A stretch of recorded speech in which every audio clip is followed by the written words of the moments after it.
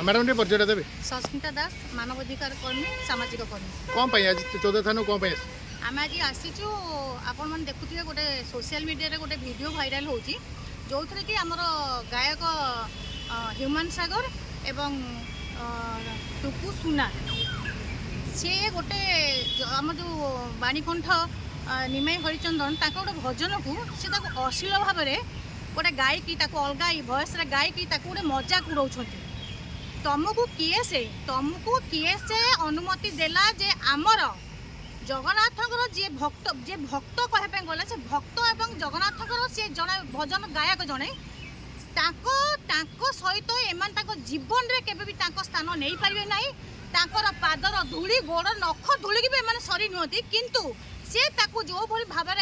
माने थटा मजा करश्लील उपाय माने अश्लील गीत जो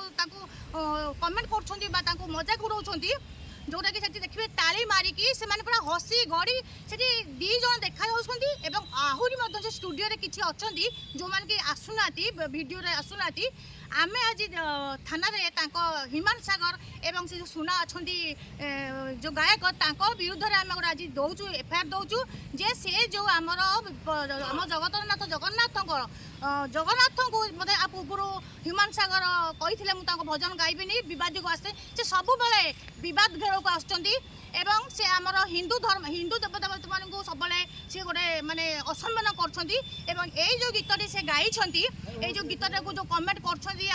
निमाई हरिचंदन को तो आम ता विरुद्ध में प्रतिवाद करुचु एवं आम दाबी करुचु तुरंत तांको विरुद्ध में आईनगत कार्यानुष्ठान ग्रहण कर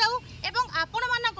माध्यम आम समस्त स्टूडियो एवं संगीतकार गीतिकार समस्त को अनुरोध करुचु ए दी जन को पूरा बैन करा जाऊ आको गीत कहीं रेकर्डिंग न करंतु ओडिशावासी केबे क्षमा करबेनी प्रभु जगन्नाथ मध्य एमान को क्षमा करबेनी एमाने जो कुकर्म करचंती काली से गायक आसिकी सफाई दउथले आमे जानि पाइलुनी से क्षमा प्रार्थना करथले कि ताको एटीट्यूड देखाउथले मीडिया आगे तो ताको तुरंत आईनगत कार्यानुष्ठान ग्रहण कर जाऊ जेपरी से केबे एवं से दी जन जाक समस्त ओडिशावासी को क्षमा प्रार्थना करंतु एवं प्रतिश्रुति दियंतु जे शेष भूल ताकर एटा